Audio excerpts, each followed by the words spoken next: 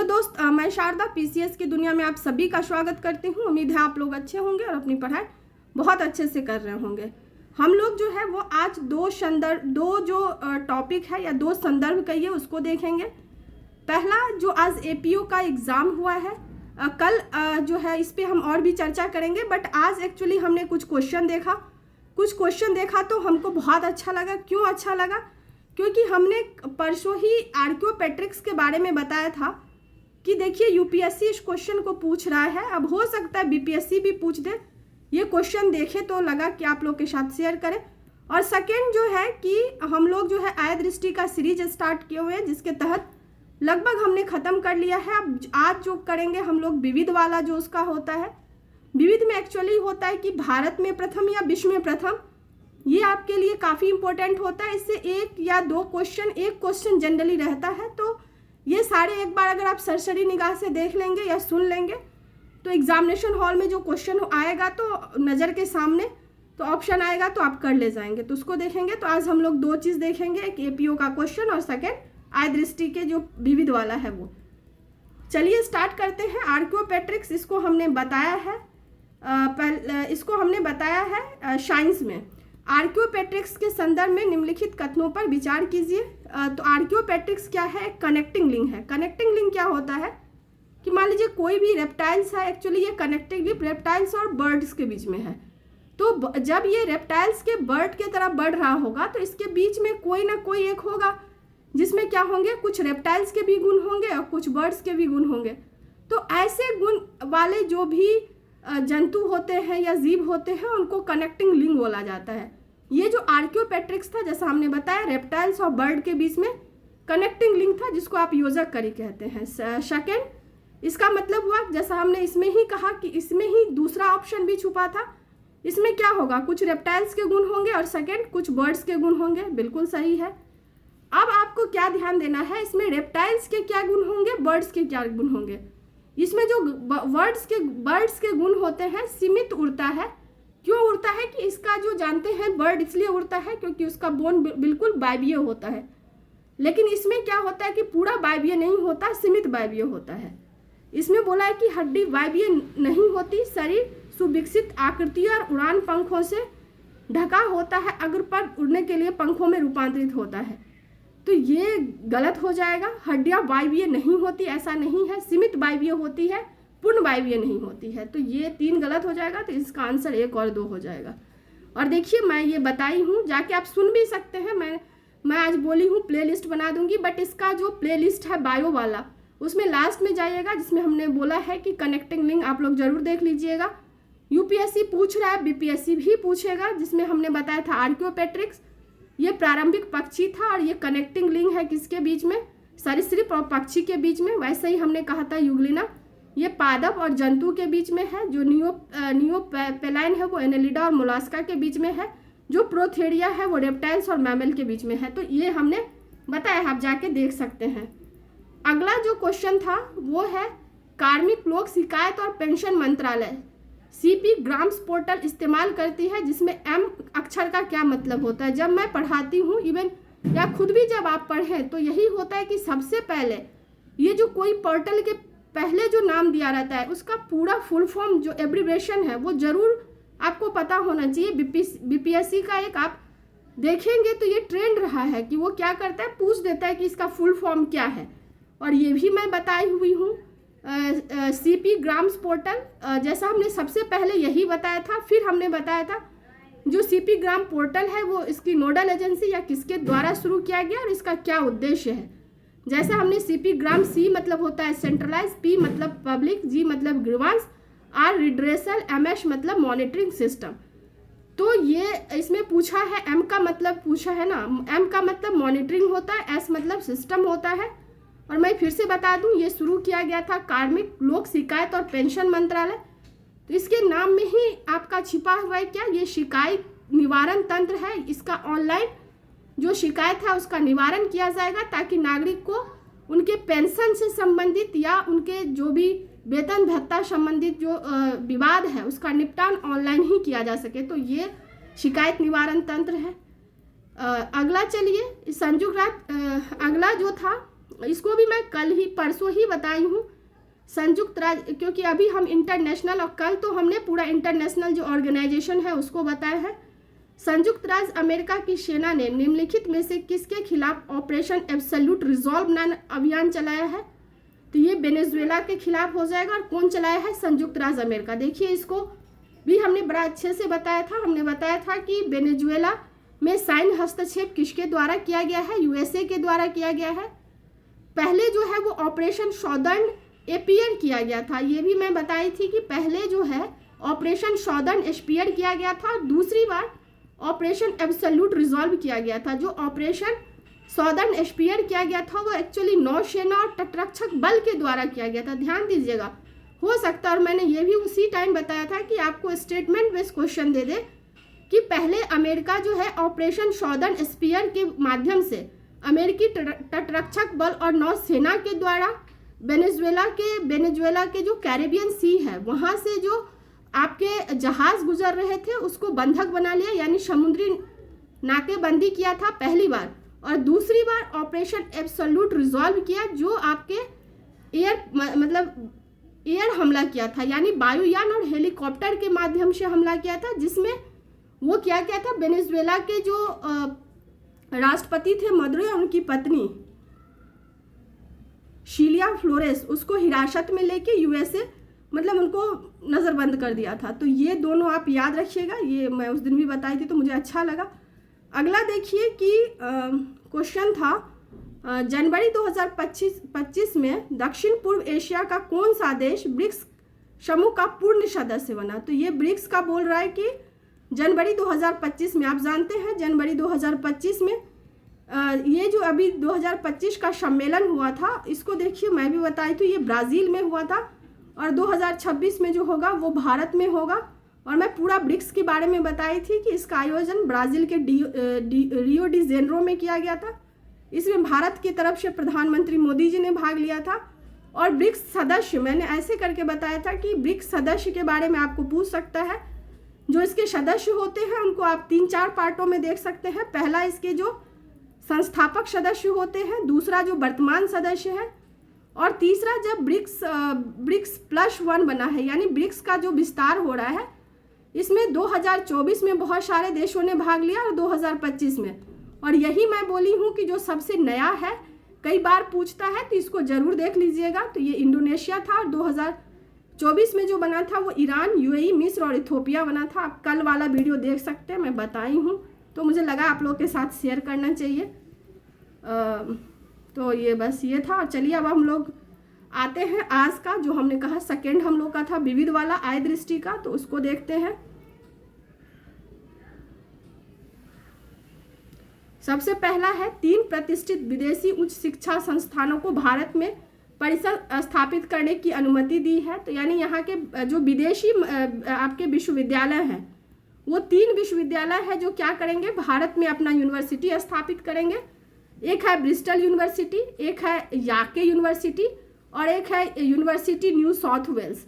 तो आपसे पूछ देगा, एक तो ये कहाँ की यूनिवर्सिटी है पूछ देता है, और सेकेंड पूछेगा जो ब्रिस्टल यूनिवर्सिटी है वो कहाँ पे अपना परिसर स्थापित किया है। तो मुंबई में, याके जो है वो भी मुंबई में, लेकिन जो न्यू साउथ वेल्स है ये बेंगलुरु में किया है। तो ये आपको याद रखना है। अगला है विनिमय। विनिमय इस केंद्रीय अमित शाह के द्वारा किया गया है। और नामी में है विनिमय, ये क्या है, एक डिजिटल प्लेटफॉर्म है। ये भी सेंट्रलाइज्ड डिजिटल प्लेटफॉर्म है जो भूमि पतन प्रबंधन प्रणाली के लिए शुरू किया गया है।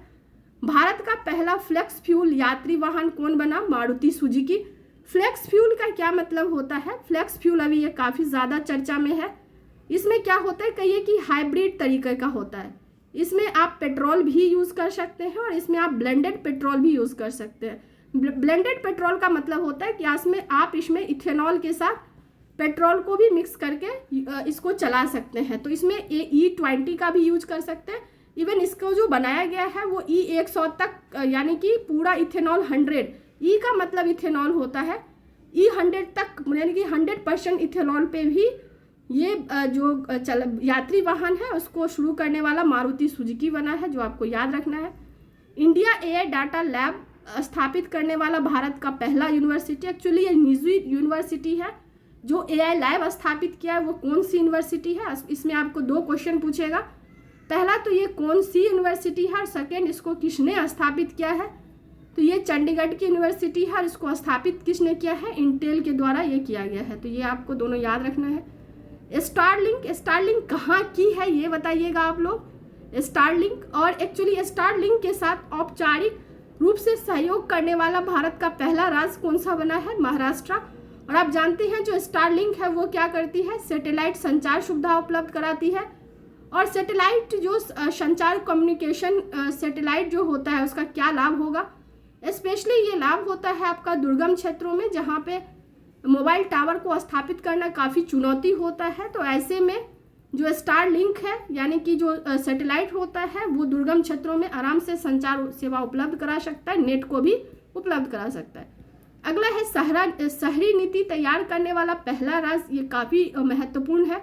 इवन ये आप एशे में या फिर ऐसे में भी लिख सकते हैं कि इस तरह की नीति को जो है अन्य राज्यों को या फिर केंद्र स्तर पे भी लागू किया जाना चाहिए। तो शहरी नीति तैयार करने वाला एक्चुअली आप जानते हैं शहर की अनेक तरह की समस्याएं होती हैं, पर्यावरणीय चुनौती, सामाजिक होती है, आर्थिक होती है। तो ऐसे में काफ़ी महत्वपूर्ण हो जाता है कि प्लान्ड वे में यानी नियोजित शहर का विकास हो।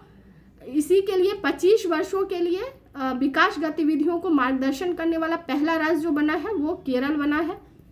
अगला है कि भारत का पहला जलमग्न सड़क शह रेल सुरंग, यानी कि सड़क भी है और रेल भी है, ऐसा करने वाला कहाँ पे ये बनाया गया है? तो इसमें आप जो क्वेश्चन पूछेगा, सबसे पहले इसको किसने मंजूरी दिया है? तो इसको कैबिनेट की जो आर्थिक समिति होती है, आर्थिक मामलों की समिति, उसके द्वारा इसको मंजूरी दिया गया। दूसरा इसमें पूछेगा ये सुरंग कहाँ बनाया गया? तो असम में कहाँ? गोहपुर से नुमालीगढ़।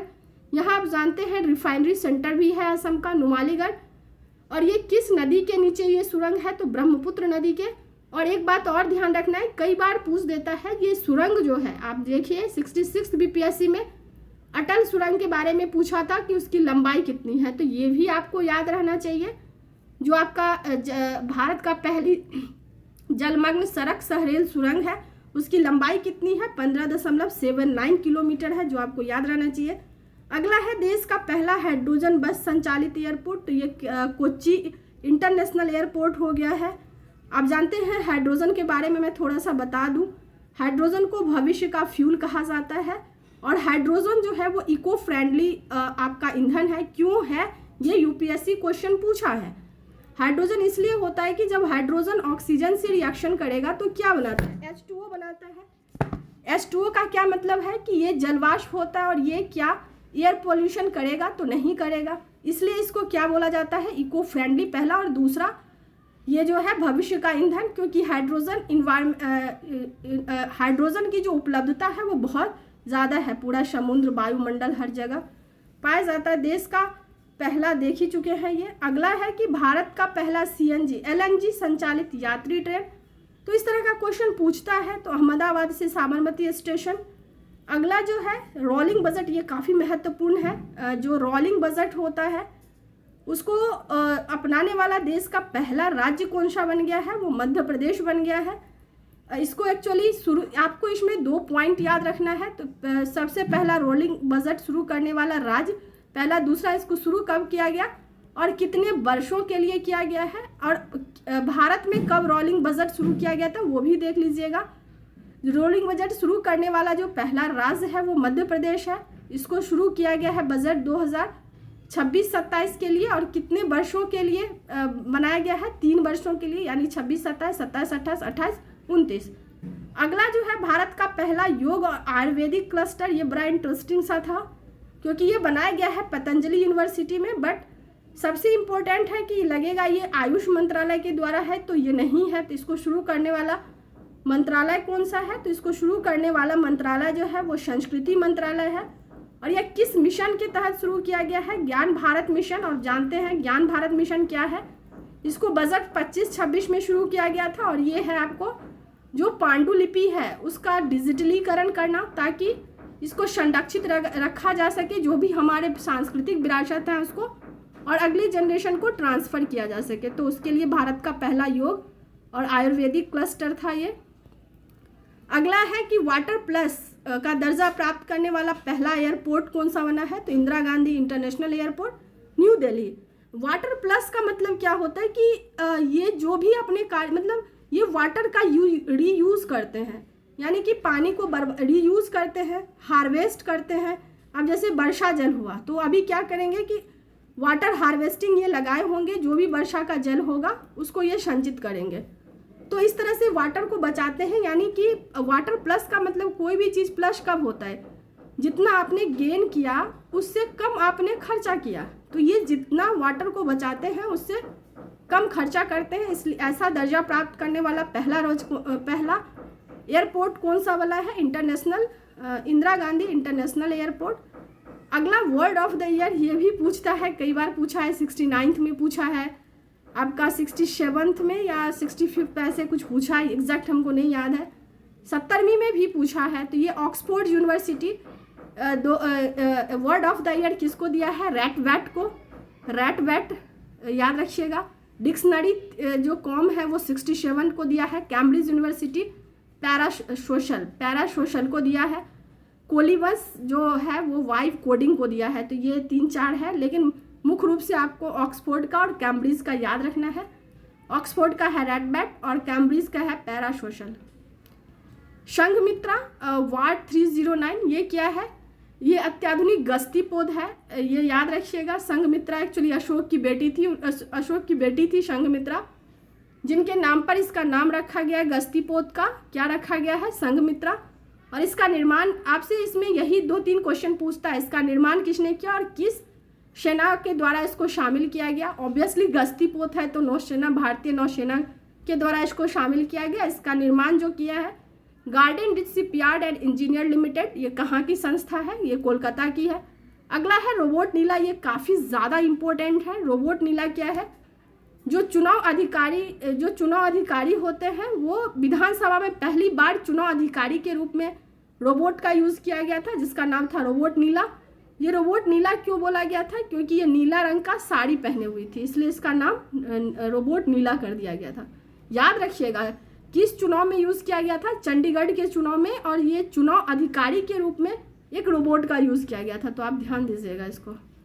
बनतारा से रिलेटेड आपको 2 चीज़ याद रखना है। एक्चुअली बनतारा एक संगठन है और बनतारा यूनिवर्सिटी गठन किया गया है, जो विश्व का पहला ऐसा यूनिवर्सिटी है जो वन्यजीव संरक्षण और पशु चिकित्सा विज्ञान से समर्पित है। मतलब ये जो आपका पशु होता है ना, उसके संरक्षण के लिए काम करता है, और ऐसा करने वाला, ऐसा पढ़ाई कराने वाला पहला जो यूनिवर्सिटी बना है बनतारा एक्चुअली जो रिलायंस कंपनी है, अनिल अंबानी उनके द्वारा एक संस्था है जिसका नाम बनतारा है, जो जीव जंतु होते हैं उनके संरक्षण के लिए काम करता है। उसको एक और अवार्ड मिला था पिछली बार, जो हमको भी एग्जैक्ट याद नहीं है, लेकिन याद रखिएगा ये पहला विश्व का पहला है ये यूनिवर्सिटी जो वन्यजीव संरक्षण और पशु चिकित्सा विज्ञान को समर्पित है। अगला जो है हम लोग का क्वेश्चन, विश्व का पहला व्यावसायिक अपर नेटवर्क इकोसिस्टम 2026